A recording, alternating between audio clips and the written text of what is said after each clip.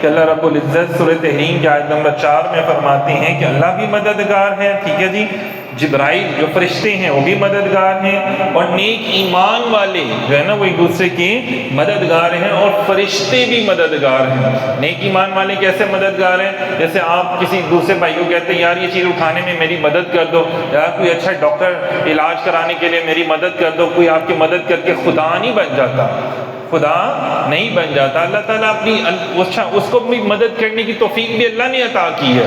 اللہ تعالیٰ اپنی ذات میں وہ مددگار ہے، حقیقتاً مددگار اللہ کی ذات ہے، لیکن کیا ہے کہ ڈاکٹر بھی تو ہمارا مددگار ہوتا ہے نا، لیکن ہم اسے خدا نہیں مانتے۔ ہم کہتے ہیں ڈاکٹر کے پاس گئے، اللہ نے ہمیں شفا، اللہ نے ہمیں شفا دی، ڈاکٹر نے ہماری مدد کی، اس نے، ٹھیک ہے نا، میں نے جوتی کے صحیح کروانی تھی تو موچی نے میری مدد کی، اس کی پیسے میں نے اس کو دیے یا اس نے میری مدد کی۔ تو کسی کو مدد کے لیے پکارنا وہ شرک نہیں ہے، ہاں خدا سمجھ کے مدد کے لیے پکارنا شرک ہے کہ یار یہ خدا کی طرح میری مدد کرے گا، نہیں، وہ خدا کی طرح مدد نہیں کرے گا، خدا کی عطا سے مدد کرے گا۔ تو اسی طرح ماں باپ بھی تو اپنی اولاد کے مددگار ہوتے ہیں نا، ایک اپنی اولاد کو دیکھیں، بچے تو چھوٹے سے ہوتے ہیں، ان کو تو پتہ نہیں ہوتا کسی بات کا، اور وہ اپنی اولاد کو تعلیم حاصل کرنے میں، چلنے پھرنے میں، بات کرنے میں، ہر چیز میں ان کی مدد کرتے ہیں۔ تو یہ کیا ہوا کہ مددگار ہے۔ تو مدد کرنا حقیقتاً ہم اہل سنت جماعت یہ مانتے ہیں، حقیقتاً مددگار اللہ کی ذات ہے۔ ہاں قرآن پاک کی آیت میں اللہ تعالیٰ فرماتا ہے کہ اللہ مددگار ہے بے شک، اور جبرائیل بھی مددگار، جبرائیل نے بھی تو مدد کی نا، لوگوں کی مدد کرتے ہیں، اور فرشتے بھی جو ہیں وہ مدد کرتے ہیں۔ اسی طرح سورہ مائدہ آیت نمبر 55 میں ارشاد ہوا، انما ولیکم اللہ ورسولہ والذین آمنوا الذین یقیمون الصلاۃ ویؤتون الزکاۃ وہم راکعون، مددگار نہیں ہے مگر اللہ اور اس کے رسول، مطلب اللہ بھی مددگار ہے، اس کا رسول بھی مددگار ہے، ٹھیک ہے۔ اور فرمایا اور ایمان والے، اور ورسولہ، اور والذین آمنوا، اور ایمان والے کہ نماز قائم کرتے ہیں، زکوٰۃ دیتے ہیں، اور اللہ کے حضور جھکے ہوئے ہیں۔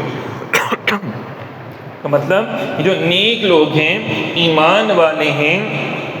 اور ایمان والوں کی پہچان کیا ہے کہ وہ نماز قائم کرنے والے ہیں، زکوٰۃ ادا کرتے ہیں، اور اللہ کے حضور عاجزی اور انکساری پیش کرتے ہیں، ان کے اندر غرور اور تکبر اور کنجوسی یہ چیزیں نہیں ہوتی۔ تو یہ لوگ بھی جو ہیں وہ ایک دوسرے کی مددگار کرتے ہیں۔ تو لفظ مولا اور ولی دونوں مددگار کے معنی ہیں۔ اگر معنی دوست کیا جائے تو دوست بھی وہی ہوتا ہے جو مددگار ہو، جو آپ کا مددگار نہیں ہے نا تو وہ دوست کیسے ہو سکتا ہے؟